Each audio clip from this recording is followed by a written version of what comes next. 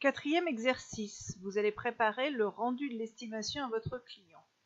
Donc le même jour, vous rentrez chez vous, vous allez devoir bien sûr sauver les photos, les scans des documents que vous avez pris chez vos clients. Vous allez aussi devoir finaliser votre estimation et vous allez aussi rappeler vos clients pour prendre un rendez-vous de rendu d'estimation.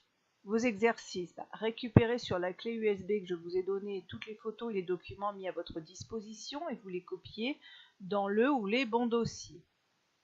Finalisez votre estimation et générez le document correspondant, sauvegardez-le aussi dans le bon dossier.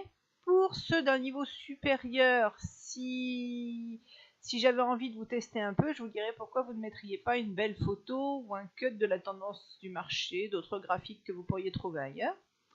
Et vous allez également appeler vos clients pour confirmer le rendez-vous le 21/5. Je vous laisse faire. Première étape, récupérer les photos et documents mis à disposition.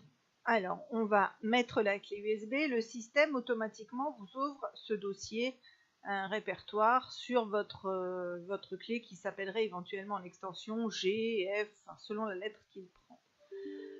Dans cette clé, vous avez des choses qui vous intéressent. Alors, vous avez plusieurs solutions. La première solution que je ne vous conseille pas, c'est de prendre l'intégralité des documents, de dire je coupe et je viens chercher dans tout ça mon répertoire pour aller coller, puisqu'après il va falloir que vous reveniez dans votre clé USB. Autre astuce, vous avez envie d'ouvrir une deuxième fenêtre de gestion des fichiers et vous êtes dans le bon côté de votre client. Vous allez dire, ça ce sont des documents et je vais aller lui mettre dans son répertoire de documents. Qu'à cela ne tienne, je clique sur répertoire de documents, il vient s'afficher ici. Je viens récupérer, si je ne la vois pas, je viens ici récupérer la deuxième petite fenêtre qui conserve ma clé USB. Je clique dessus, je la pose à côté. Et là, je dis que dans les documents de Serge Dupont, je veux qu'il vienne me mettre ça. Je les déplace, je les coupe, je les colle, vous faites comme vous voulez. D'accord, je viens les mettre. Ensuite, je vais avoir la même chose à faire du côté des photos. Alors, soit c'est sur une clé USB, soit c'est dans votre appareil photo. De la même façon, quand vous allez brancher votre appareil photo, le système va vous réouvrir ce genre de fenêtre. Donc, vous vous mettez au bon endroit dans votre appareil photo, sauf que là, on ne veut pas venir dans les documents de Serge, on veut venir dans ses photos. Et là, je viens choisir les photos qui regardent cette maison ou cet appartement de Serge. Il y en a peut-être qui y sont, d'autres qui n'y sont pas. D'accord ? Je prends des choses qui se suivent ou pas et je viens... Alors moi, je les copie pour garder des choses, mais je viens les déplacer ici parce qu'il n'y a aucun intérêt de les garder sur votre carte SD si c'est un client particulier. Donc, vous coupez et vous collez. Après, ce n'est pas de la gestion de geste mandataire. Là, ce que je vous fais, c'est du Windows, d'accord ? Mais autant vous donner des astuces. L'avantage de travailler avec ces doubles fenêtres, c'est que vous n'avez pas besoin de quitter l'un pour retourner dans l'autre pour revenir et de faire des allers-retours comme ça en non-stop. Donc, que vous ayez des documents, que vous ayez des photos, et que ce soit pour geste mandataire ou pour complètement autre chose, peu importe. Vous pouvez vous ouvrir autant de fenêtres que vous voulez. Pour ouvrir une autre fenêtre encore en plus de celle-ci, de votre répertoire de fichiers, il vous suffit de vous positionner sur le petit icône qui correspond à votre gestionnaire de fichiers, de faire un clic droit, je répète encore, un clic droit, ça affiche comme ceci, et vous venez cliquer sur explorateur de fichiers, et le système vous ouvre une troisième fenêtre, quatrième, cinquième, sixième, enfin il arrive un moment où il y en a trop. Voilà, vous pouvez refermer, tout est bien enregistré comme il faut et je peux vérifier que dans mon répertoire photo de Dupont, j'ai bien les photos que j'avais choisies et dans le répertoire des documents, j'ai bien les documents que j'avais choisis. La deuxième partie de l'exercice est de finaliser votre estimation et de générer le document correspondant. Alors là, c'est facile, on va dans les estimations. Donc, je reviens dans mon estimation. Évaluation du bien. Je reviens donc au niveau de la maison 120 mètres carrés, qui fait toujours 5 pièces, que je conserve en moyenne gamme compte tenu de ce que j'ai vu chez mon client, que je garde dans le code postal qui m'intéresse, la ville qui m'intéresse. Jusque-là, elle a toujours 20 ans. On est vraiment du côté très bruyant de la rue, donc du -1, je passe au -2. Je suis en centre-ville, alors on va majorer parce que c'est vraiment du centre-ville pur. Par contre, ils ont rafraîchi, mais pas avec des trucs extraordinaires. C'est une très bonne construction. Donc, je garde par contre la qualité de la construction de la maison, mais à l'intérieur, il y a quand même des travaux à revoir. Et j'estime toujours le terrain de 500 mètres carrés. Ma date n'a pas changé, mais je suis toujours d'accord avec moi-même. Et je dis au système, vas-y, calcule-moi et rends-moi un résultat. Je vous rappelle qu'en fonction du nombre d'annonces que vous avez sur vos codes postaux, la recherche peut être plus ou moins longue.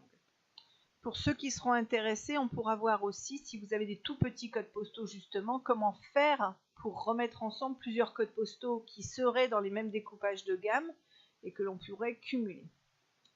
Donc, dans ma préestimation de mon autre exercice, j'étais aux alentours de 380. Avec ce que je viens de modifier sans rien faire de spécial, je reste quand même à peu près dans les mêmes prix.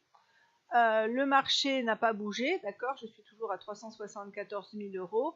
À moi de voir après au niveau du curseur si par rapport au marché, je l'estime quand même être un petit peu en dessous de ce que je pense ou pas, d'accord. Là, il s'était positionné selon la pondération par rapport à ça, mais manuellement, je peux encore aller bouger.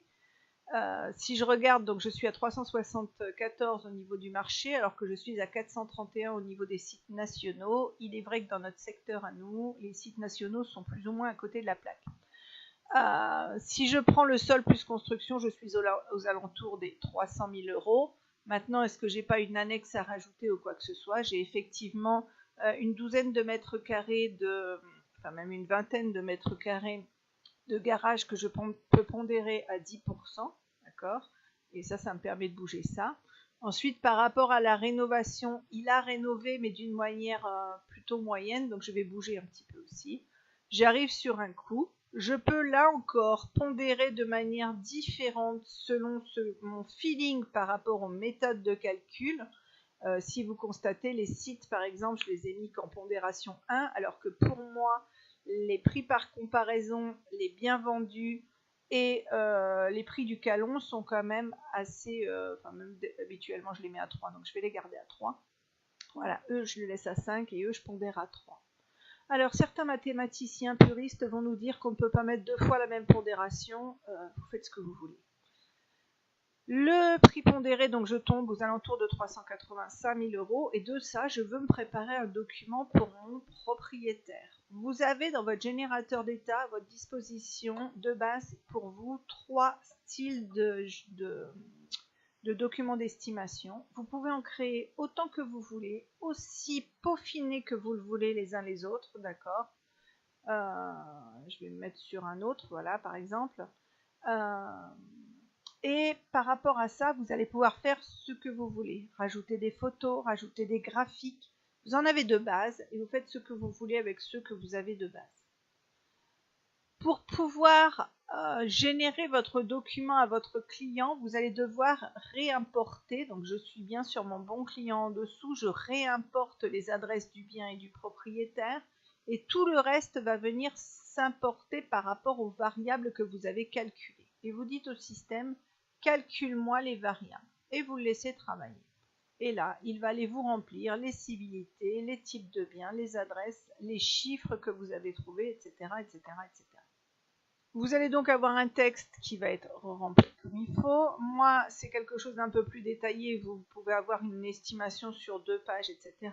Par défaut, j'aurais dû lui mettre ici un bien, le photon d'un bien. Je peux aussi lui mettre les photos de maps que je suis allée chercher, les photos du cadastre, etc., etc. Et ensuite, je vais tomber donc sur l'explication des différentes méthodes utilisées pour l'estimation. Il va donc reprendre un certain nombre d'informations par rapport à ce que je lui ai mis. Je peux aussi insérer des photos intérieures du bien.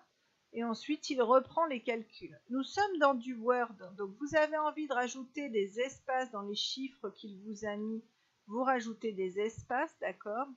Dans la vraie vie, il vous met une tranche. Donc là, en l'occurrence, ça serait 380 à 390, par exemple, où vous pourriez mettre de 375 000 à 390 000, par exemple. Si ça c'est vous qui voyez aussi les corrections.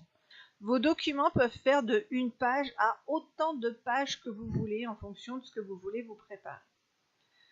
À partir de là, il est primordial, puisqu'on est dans Word, de ne plus faire du enregistrer, mais du enregistrer sous. Le texte de l'exercice dit finalisez votre estimation, générez votre document et sauvegardez-le dans le bon dossier. Donc, si je fais sauvegarder, je vais écraser mon document racine. Or là, ce ne sont plus des racines, ce sont des données. Pour ceux pour qui c'est de l'hébreu, retournez dans les cours, je l'explique comme il faut. On fait donc enregistrer sous. Alors, soit par là, soit vous faites fichier enregistrer sous. Hein, ça c'est... Et vous venez le créer dans votre bon dossier.